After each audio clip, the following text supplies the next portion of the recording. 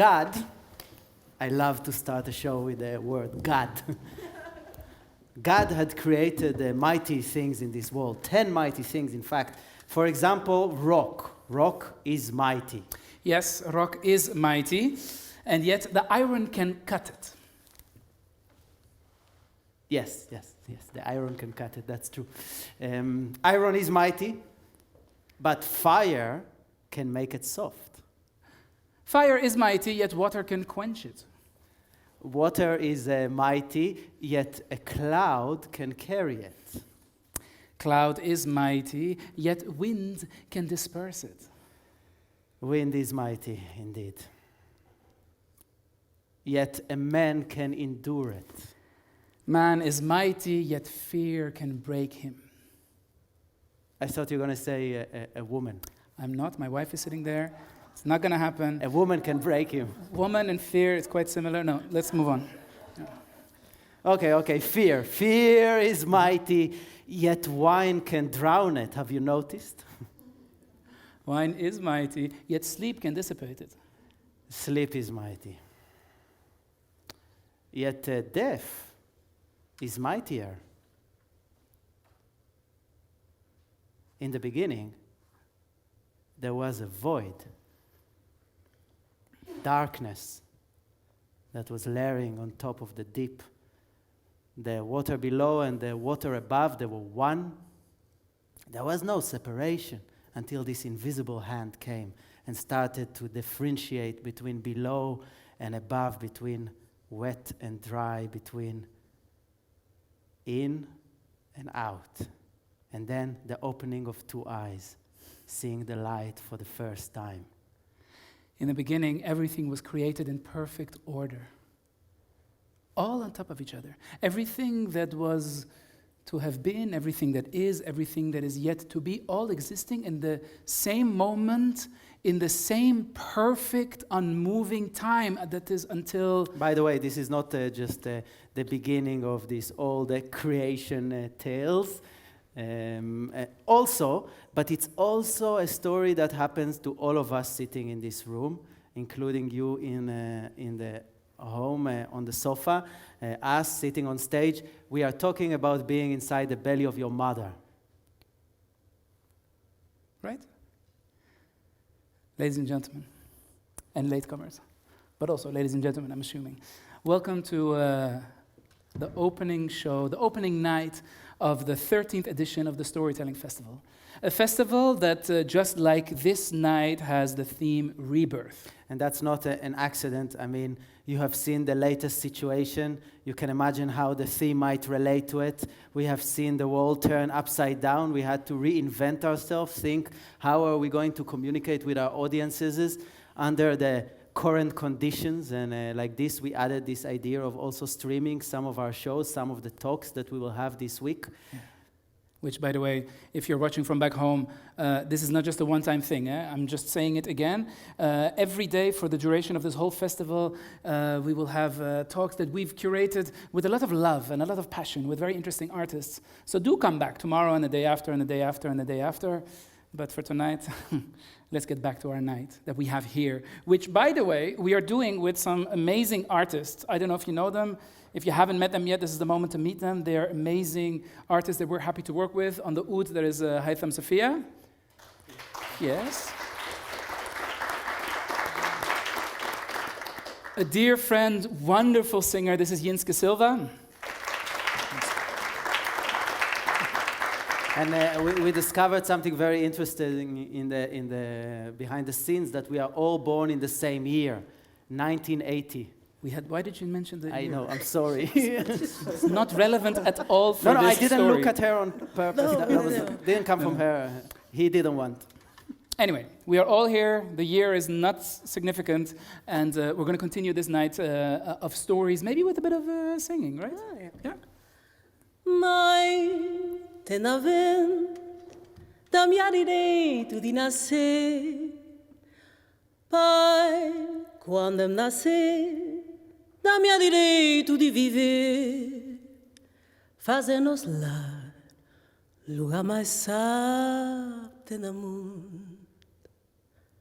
Fazendo infância, jardim de felicidade. Ajuda-me a crescer, com tudo amor e amizade. Dá-me bom carinho, boa ternura, oh mãe querida, que Deus dá-me. Mãe, tem a ver, dá-me a direito de nascer. Pai, quando eu nascer, dá-me a direito de viver. Fazer-nos lá, lugar mais sábio no mundo. Fazendo infância, jardim de felicidade. Ajuda-me a crescer, com tudo amor e amizade. Dá-me bom carinho, boa ternura, oh mãe querida, que Deus dá.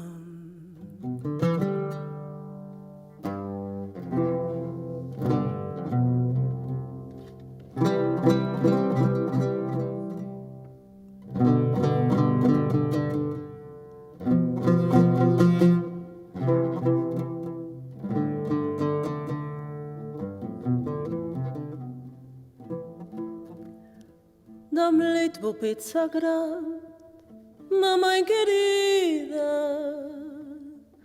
dá-me bom sustento abençoado, papai querido.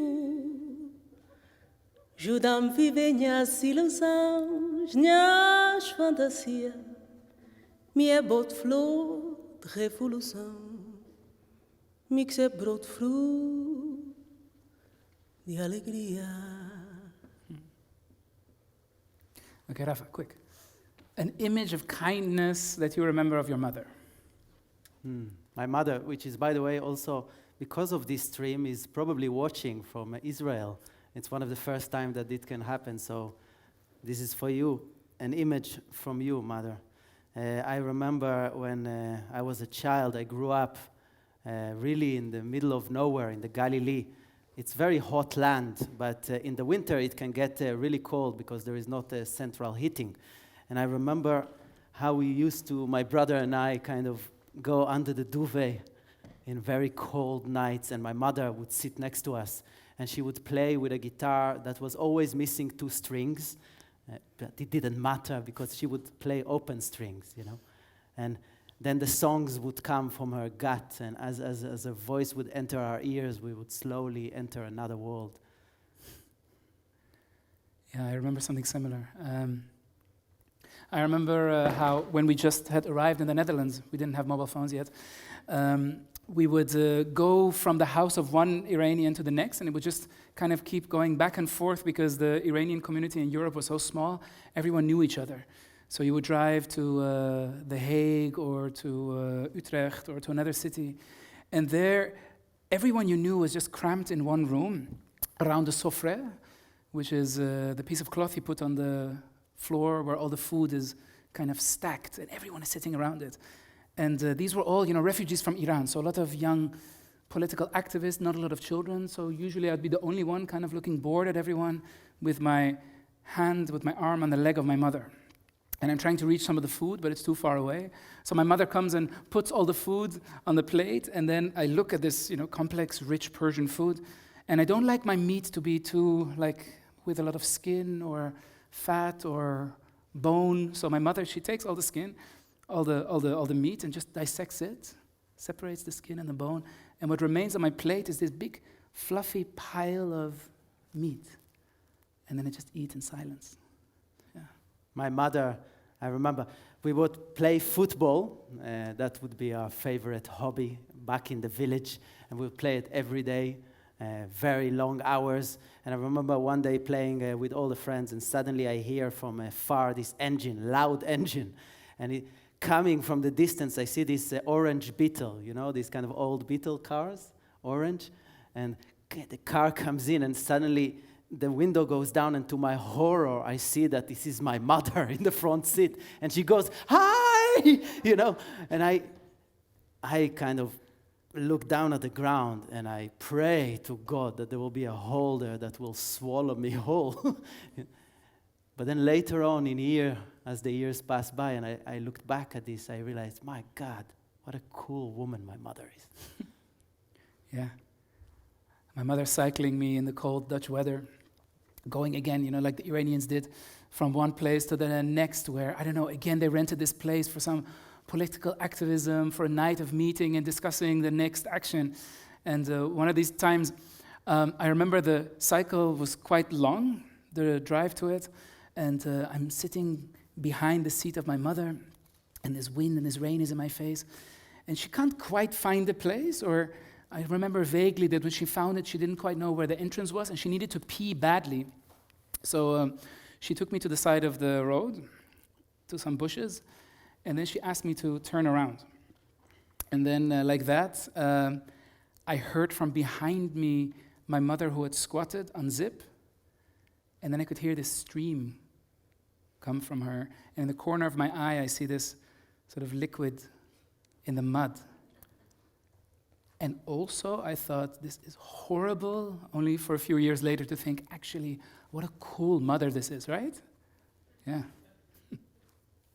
So, Haytham, Yes. if your mother was sitting here next to us, and she would tell you, play me a song, what would you play for her? Oh, I would improvise for her something like cheerful and happy. Shall I do it? Yeah.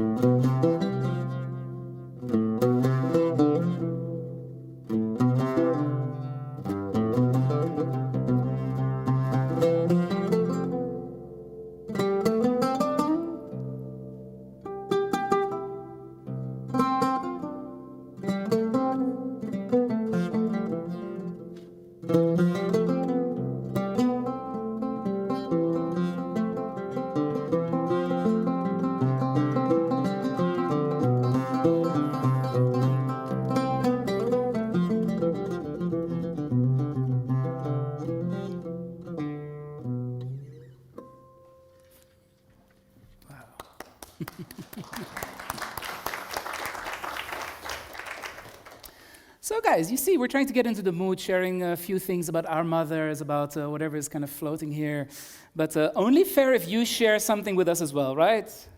Right?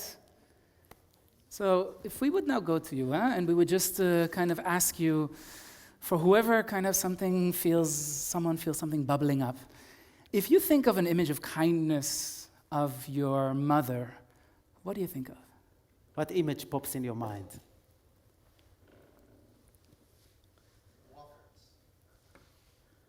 Waffles. Waffles. Okay, that's a good beginning. Yeah. Great. Do we want him to elaborate on waffles? Yeah, or- waffles. Elaborate on waffles. Yeah. Yeah, last time when I went home, she told me that before I leave, she wants to make waffles. And the smell in that morning when I woke up was amazing.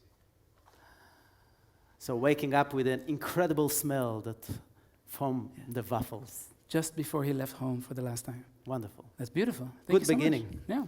So, another one. Mother, come on, you have mothers, right? You have mothers?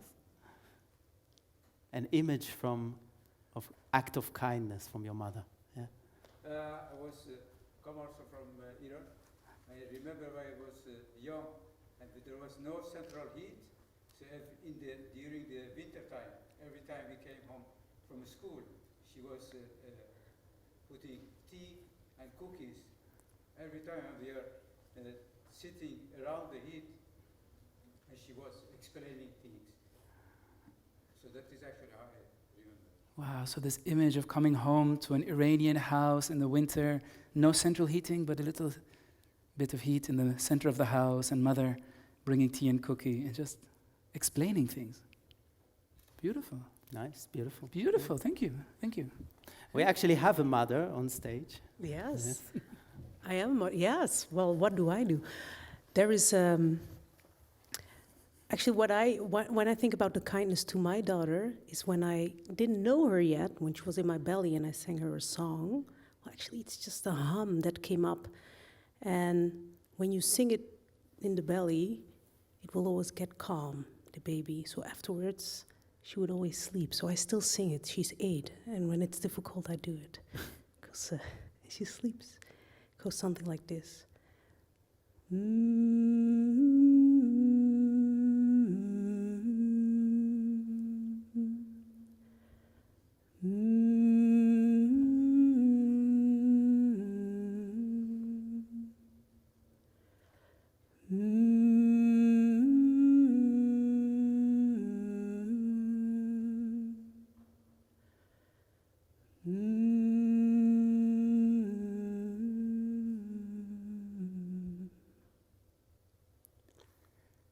When my mother was 6 years old, this little Iranian girl in the same house like the one you described, not central heating, but a little bit of heat in the center of the house, she found herself next to that heat, and she thought about the thing that she enjoys the most in life, which in the case of my mother in Iran was singing.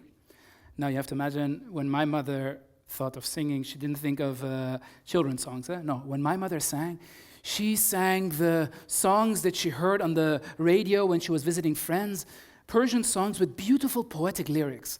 And when she sang as a kid, she could feel these songs come out of her mouth like diamonds, emeralds, When rubies. my mother was 6 years old, she was looking forward for the moment that her mother will take her with her to the marketplace.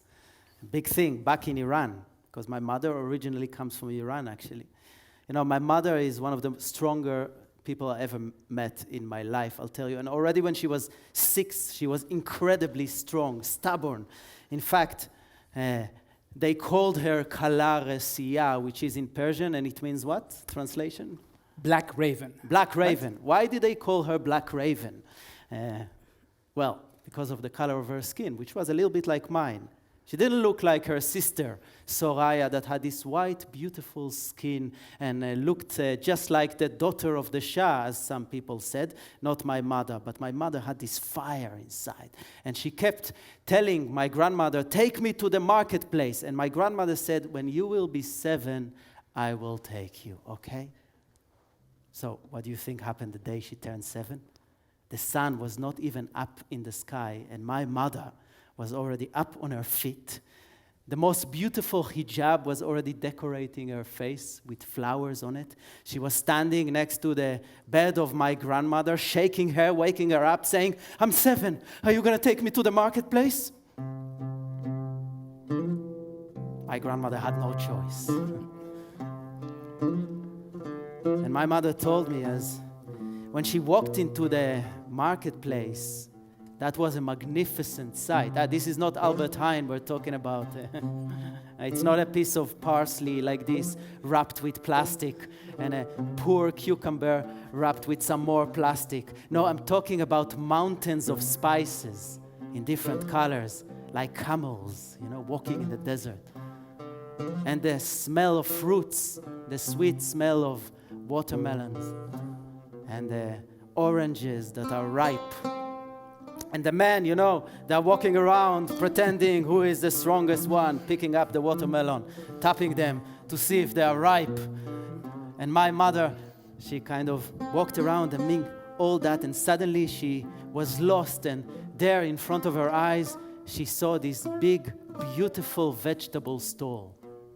And in front of her eyes, she saw this fat aubergine. And she reached out to touch it. And she will never forget what her mother told her next. Well, my mother will never forget what her mother told her when she came back from the market. Huh? You remember that girl, 6 years old, loving to sing, right? Yeah? So she was at home practicing the songs. You know, she had to wait for her mother to be at the bazaar because, you know, her shyness didn't allow her to sing in front of her mother. But at home, finally alone, the songs were coming out, the melodies were coming out, and she realized she actually has a voice. It's a good voice. So this time when she heard the key of the mother in the door, she didn't stop. She continued singing, and she realized her mother will now hear what a voice her daughter has. And then she heard the footsteps in the hallway, and then suddenly her mother was standing in front of her and said, "Don't sing! Don't touch the vegetables." That's what my grandmother said to my mother. And then my grandmother pointed out the vegetables.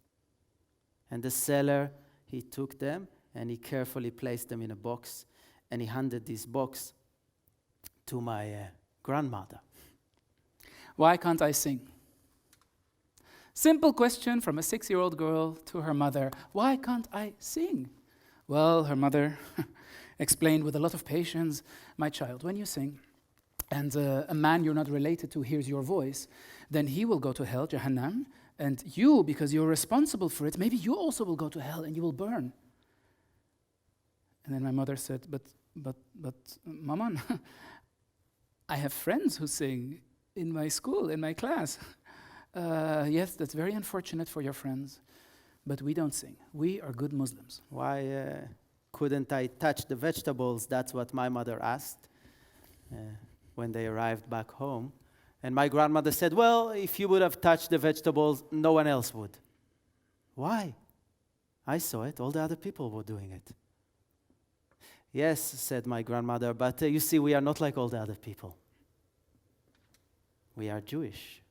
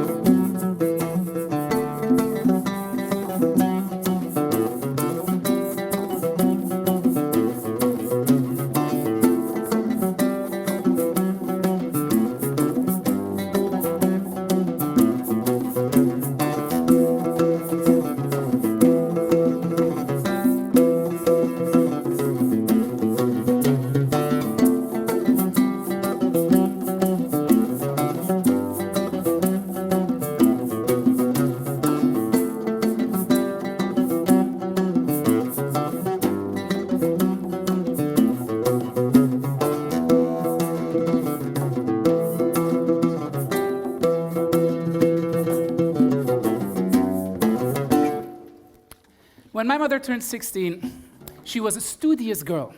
She was the hardest working girl in her class, in her school, and she knew that if she kept up her grades, the best universities of Tehran would fight over her to have her as a student. So every day she would come home with her school books, and she would go up to her room and she would study.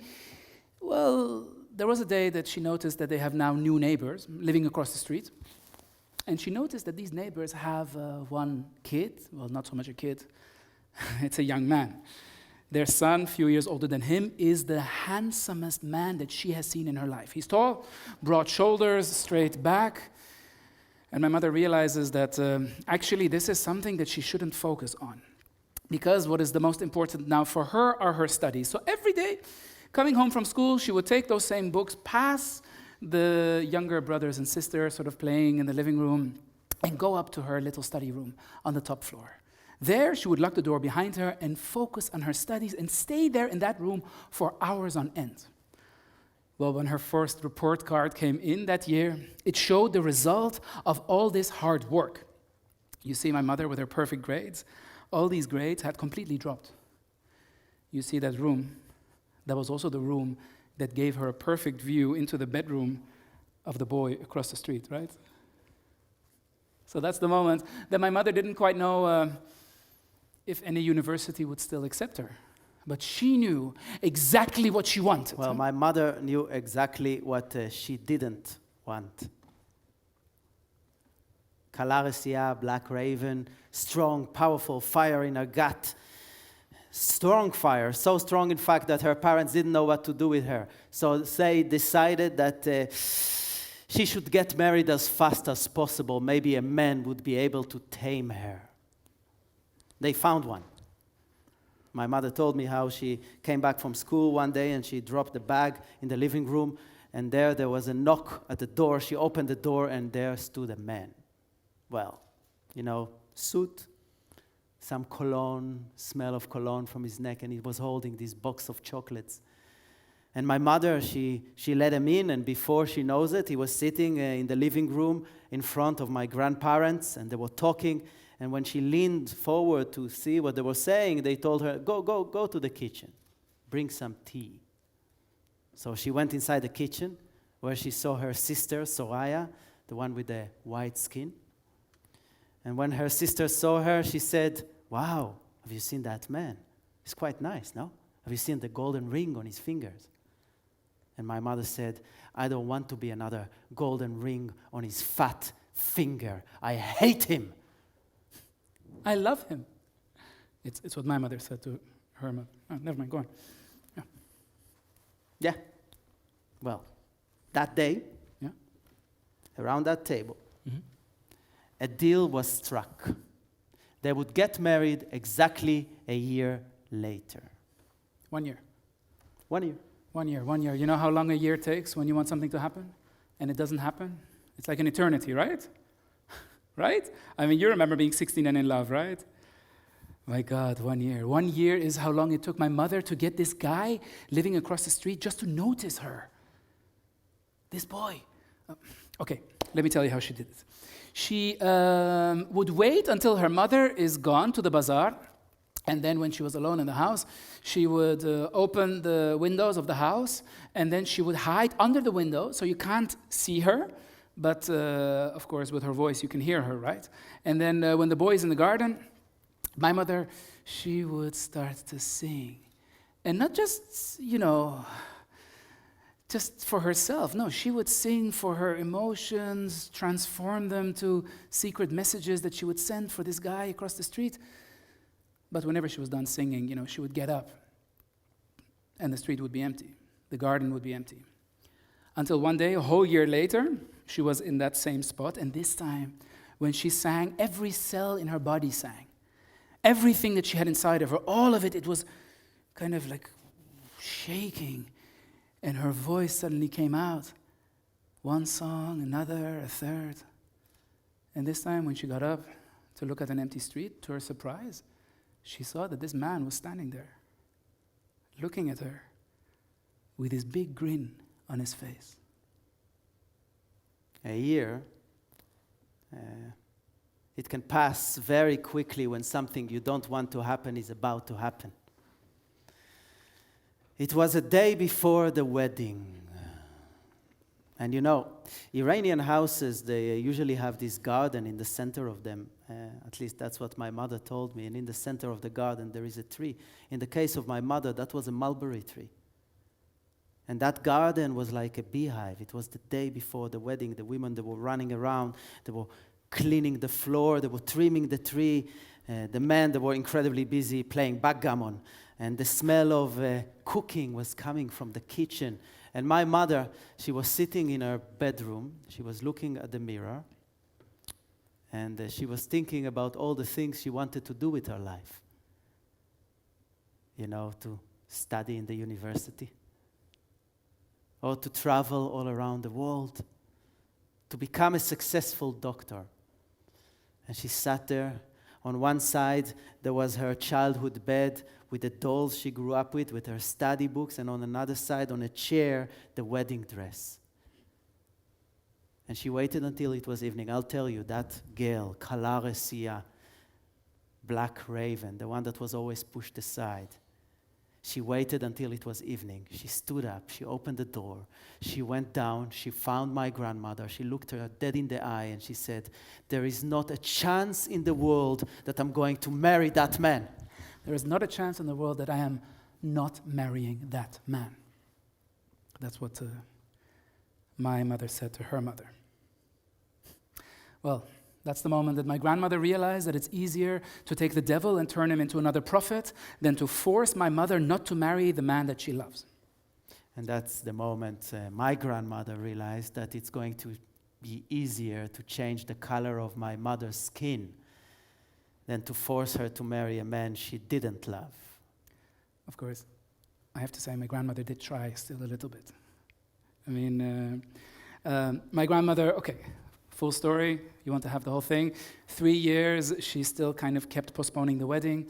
And in these 3 years, she brought proper Muslim men to meet my mother, you know, not like the communists, this wild boy from across the street that she had met. But my mother kept rejecting all of them. And then finally, my grandmother thought, okay, you know what?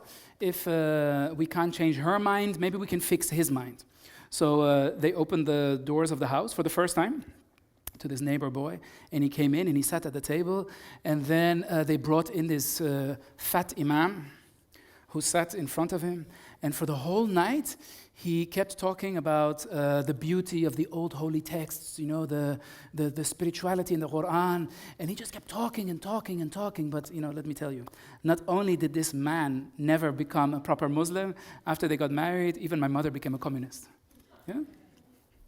It took 3 years for my mother to leave Iran behind her and move to Israel, a land that she had heard about so much. She arrived there with nothing, not knowing the language, and she went to study in the university. And later on, she would meet my father and raise her children, including myself. And I'll tell you one thing, she did it in whichever way she wanted to. And no one in the entire world could tell her otherwise.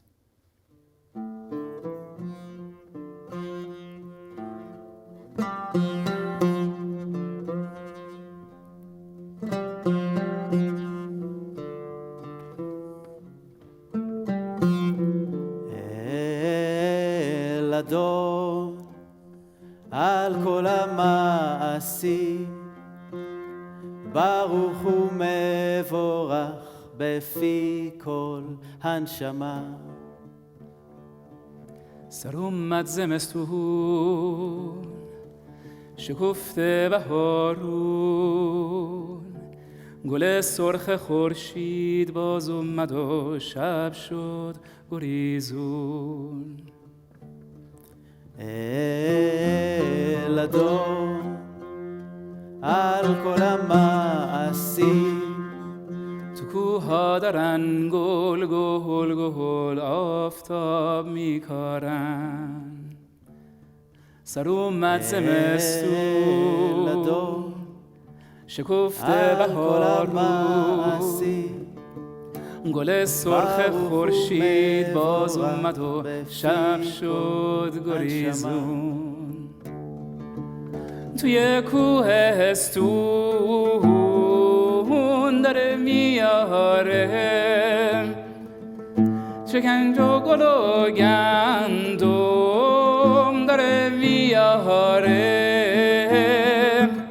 توی سینه‌اش جان جان جان توی سینه‌اش جان جان جان یک جنگل ستاره داره جهان جهان یک جنگل ستاره داره על כל המעשים ברוך ומבורך בפי כל הנשמה.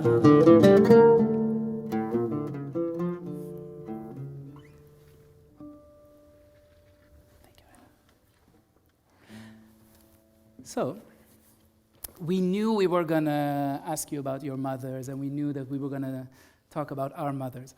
And we thought, you know what? Let's ask this question also to some people on the internet.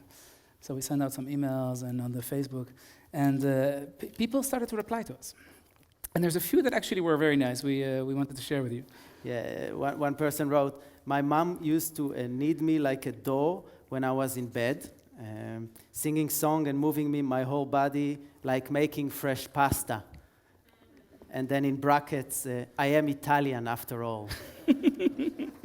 I am Italian after all. Look, here's another one.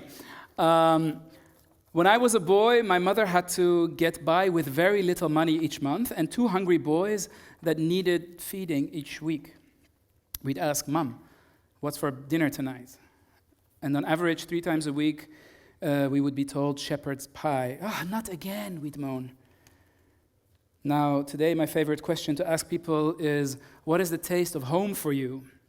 Because for me, shepherd's pie is hardwired into my system, the British comfort food.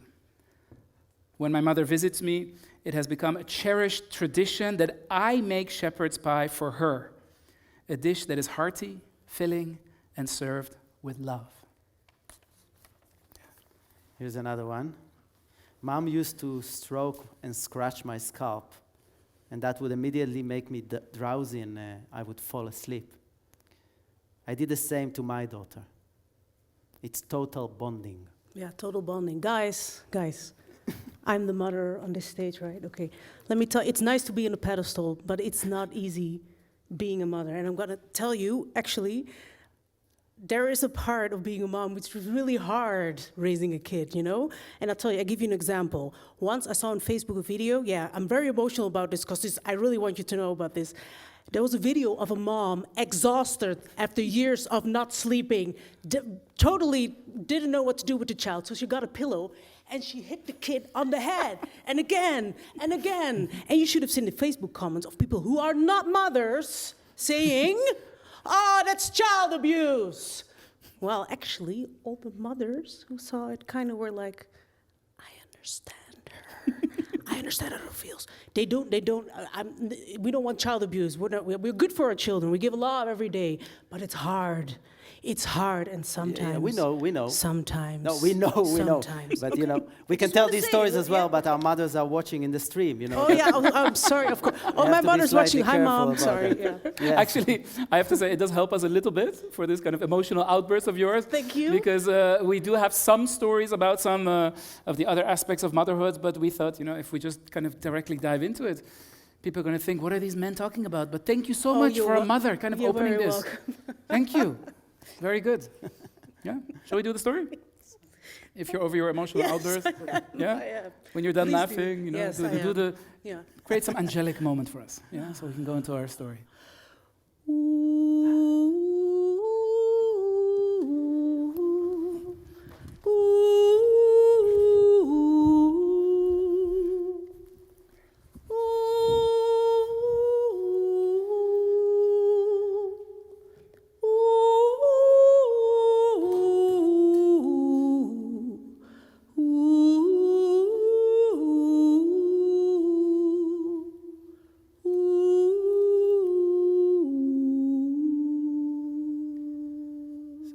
Once upon a time, there was a couple, and they had everything. land, a mansion, and in the middle of their garden, a juniper tree. Beautiful. And more important than all of that, flowing between them like a river, they had love. They had everything. Well, not exactly everything, because there was one thing that was missing, and that was a child. You see, as long and as hard as they tried, no seed had taken hold. One day, the wife, she walked into the garden, and it was winter, and the whole land was covered in snow. And there she sat under the juniper tree. And looking at the snow on the branches, she took out an apple and a knife, and she started to cut the apple. But she cut herself, and one drop of blood fell on the white snow. So this woman, she looked at the snow, and she sighed, "Oh, if only I had a child as white as this snow and as red as this drop of blood." 1 month went by, and the snow disappeared. 2 months went by, and the world turned green. 3 months went by, and all the flowers bloomed out of the earth. 4 months went by, and the branches grew heavy and into each other, and birds started to sit on them and sing a song that reverberated through the trees of the forest, while from this tree the blossom fell on the ground. 5 months went by, and the woman stood under the juniper tree, and she smelled it, and it was so sweet.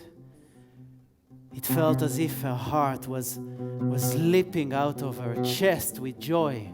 6 months went by, and the fruit grew ripe and plump, but the woman grew still.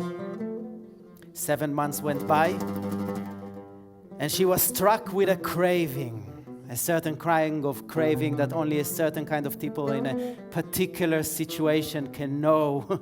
And she ran to that tree, and she started to pluck those round and little juicy berries, and she ate them. She ate more and more and more until she ate so much that she fell sick.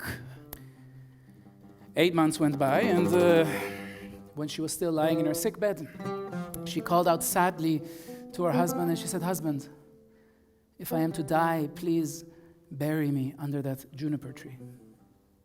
9 months went by, and a child was born, as white as snow and as red as a drop of blood. And when his mother held him in her arms, there was no more sorrow, there was no more sadness. And it was out of pure joy that she died that night. So the husband, he did what he had promised. He buried his wife under the juniper tree, and then he took care of the boy as much as he could. I mean, it's difficult to raise a kid on your own. The house felt empty. His bed felt emptier still. So he started to look around, as men have always done in these old stories, to find someone to replace the one he had lost, to continue the story of his life where he had left it behind. Yeah, and he found her, a woman, to take care of his needs. They got married. They had another child, a daughter this time, which they called Marlinchen. And for him, he was happy. Life was perfect. And for her, life was almost perfect. You see why? Because when she looked at her daughter, she was filled with joy. But whenever she looked at her son, at her stepson, that was white as snow and red as blood, she felt rage. It felt as if his eyes were cutting at her heart, one little piece at a time. So one day, she went to her room, and her daughter Marlinchen followed her. And Marlinchen said, "Mom, may I have an apple?" And the mother said, "Of course, my love. Of course you may." And she walked to this big, heavy chest that was in the corner of the room. This chest that had a heavy lid that she opened, and from inside she chose the roundest, biggest, plumpest, most red apple that she had, and she gave it to her daughter. And the daughter took it in her hand, looked out of the window, and saw her brother play outside. So the daughter said to the mother, "Mother, is my brother to have one as well?" The mother stood up. She looked out of the window, and there he was, her stepson, white as snow and red as fucking blood. He was cutting at her heart, one little piece at a time. Cheguei ao meio da vida, já cansado de tanto caminhar. Before her daughter could take a bite from the apple, she snatched it and she threw it into the chest. She stood up and she walked down to the garden where she saw her stepson and said to him, "You've been playing all day long. Come, you need to eat something. Do you want an apple?" She led him back into the room.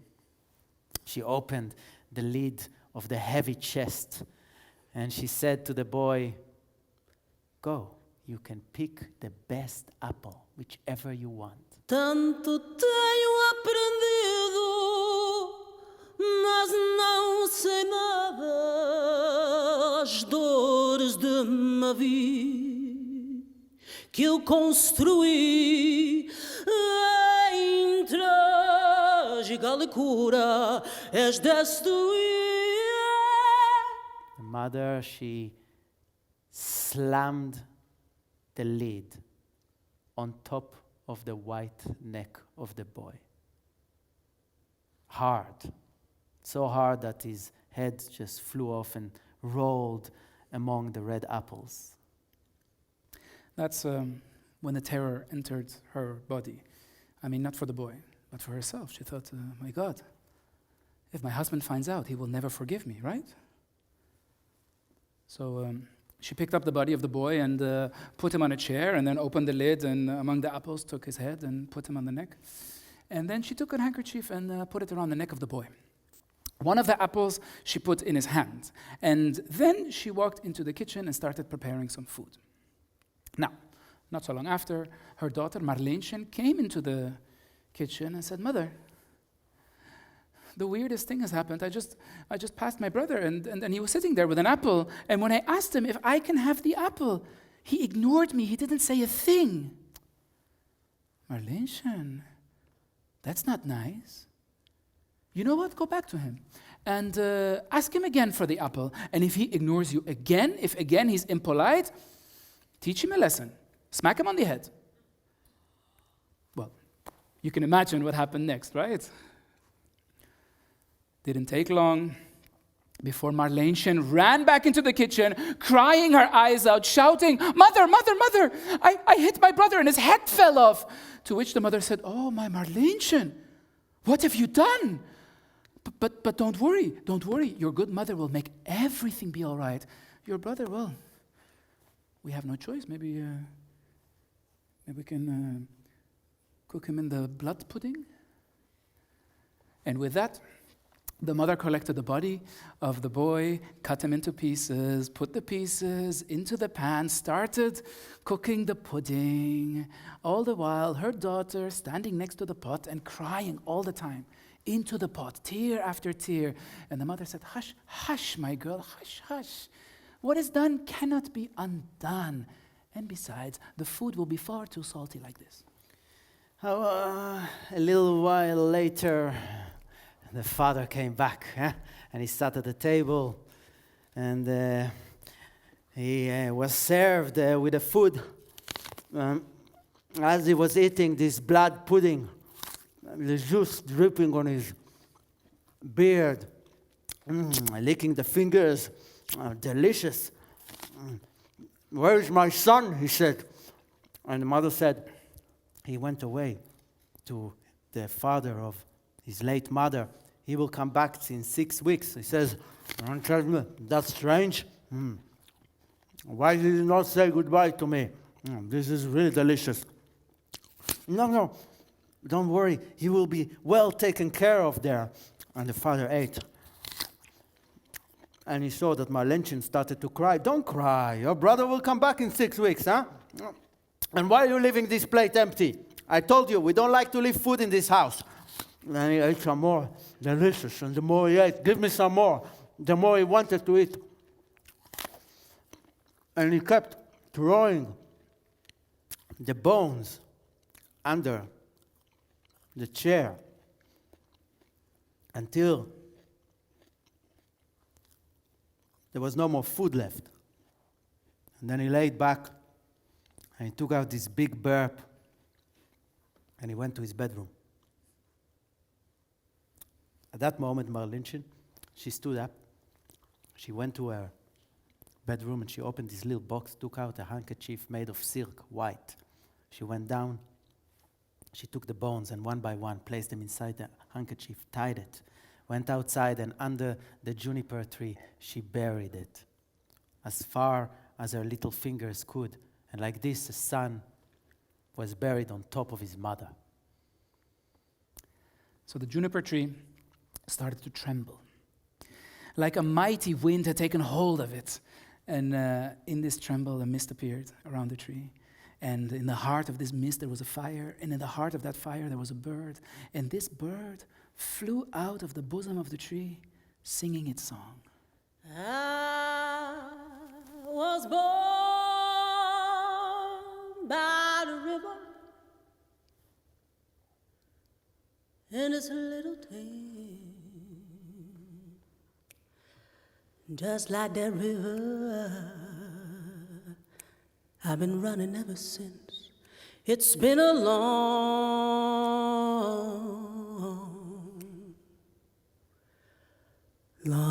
time coming, but I know my change will come. Oh, yes it is. It's been too hard living, oh, I'm afraid to die. I don't know what's up there beyond the clouds. It's been a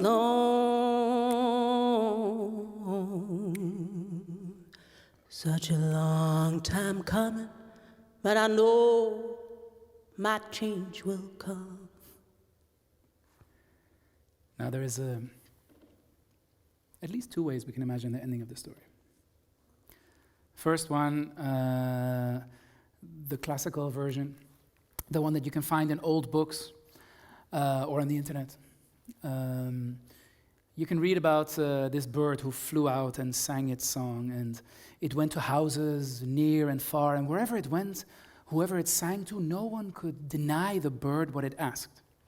So when the bird passed the house of the goldsmith, the house of the shoemaker, and the house of the miller, the bird received a golden chain, red shoes, and a heavy miller's stone. And with these items, the bird flew back to the mansion and threw down the golden chain on the neck of his father, the red shoes in front of the feet of his sister, Marlinchen, and from a great height, the heavy miller's stone on the head of his mother, who died in an instant. And then when the mother was dead, the bird flew back into the bosom of the tree. The tree started to tremble again, a mist appeared again, and a fire in the heart of that mist. And from that fire emerged a boy, white as snow and red as a drop of blood. And there is another possible ending.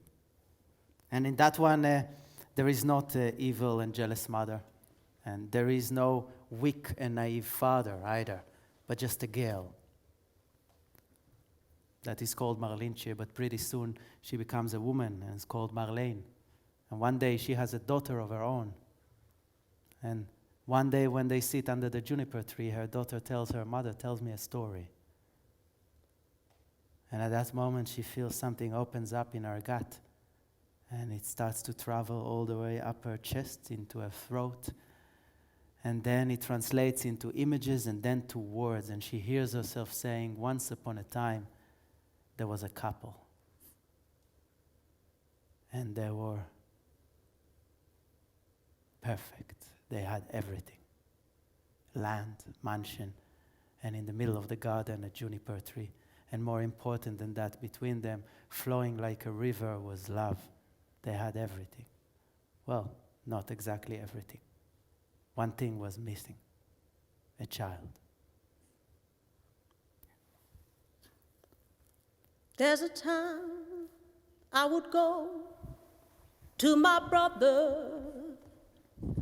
I asked my brother, brother, will you help me please?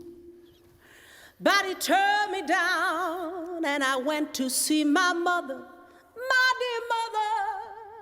I said, Mother, I'm down on my bitter knee. Okay, very short Armenian story, yeah? A man marries a woman, and his wife ends up hating his mother, yeah? Do you know that situation? Anyone?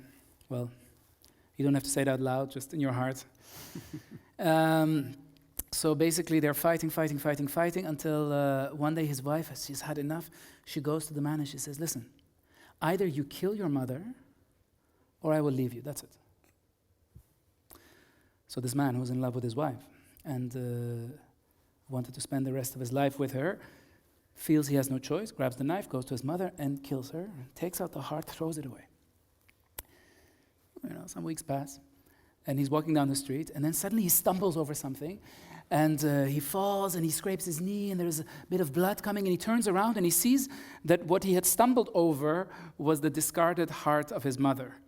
And the moment that he looks back at it, suddenly the heart starts to speak. It says, oh, my child, oh, I'm so sorry. I hope you didn't hurt yourself. Right? Where did you find that story? I don't know. I used to date an Armenian woman, but that's another story. There's many stories there. So our mothers, it's funny because my mother, she came to visit me in Amsterdam 5 years ago. Time flies so quickly. And when she came, I told her that I want her to meet my best friend. So we went to visit him. Not so far away from here, where his parents live. Admiral de Rauterweg, I believe that's the right pronunciation. Yeah? It's a difficult one. It's a little flat, you go inside, it's steaming hot, and everyone are huddled together. And I remember that when we went there, my mother was already on the way, very excited, and she asked me all these kind of questions. And when we were next to the door, I saw her already kind of sniffing around, saying, what are they cooking in the kitchen? And then the door opened, and she looked around, and I saw 20 years dissolve from her skin. I saw the eyes of a child. She was looking at this world she had left behind, the Persian carpets, at the silver plates on the walls, at the books in Farsi. And then his mother and his father came, and they led us into the living room, and we sat there for hours, and they were talking in Farsi, and I didn't understand the word, but I didn't care. And at a certain point, there was this scene where his father kind of was cooking in the kitchen, and suddenly his mother said, Ali, bring ice cream. And his father brought ice cream, and they started to feed each other ice cream. You don't believe it, huh? You think it's a kind of nice way to end the story? Do you believe this story? Yeah? Believe it? You don't believe it so much, right? Kind of, huh? I believe. You believe? Ah, yeah, you believe this story. Wow, you're naive, huh? I mean, it's a very nice way to end the story like this, to wrap it all up, like to say, look, we are all here together and life is beautiful. But actually, you're right. You don't have any reason to be naive. But I thought in case there is the one person here that might be a bit skeptical, I brought a proof and a picture, which I would like to show to you. Can you guess which one is my mother? Huh? The gray hair. The other one. Yeah, the one on top is my mother, and this is his mother. So thank you, mothers, for everything that you had given us. That's most... Yeah. If they're still there behind the camera. If they're still there and have not fallen asleep throughout the stories. Yeah. No, thanks our mothers. Thank your mothers. Thanks everyone for listening to the stories. the stories of this first night of the Storytelling Festival, which is so much more intimate than we're used to, but we're very happy around this tiny little carpet that we could open it for you with some stories, with some apples, which very strangely no one took. Maybe it's the Corona times. But you know, on the way out, don't worry. You know, there we cleaned them very carefully. Don't think about apple puddings when you eat them. It's all good. It's all good. And don't forget that, as we said, this is just the first night of a few in which many more stories will be shared. Some of them live here on stage, but again, because it's so limited, many more people who can log in from wherever it is that you are and listen to the talks that we've prepared tomorrow, the day after, and even the day after that. But for now, maybe we just close the night with one more song. How does that sound? Yeah? Let's do it. Yeah?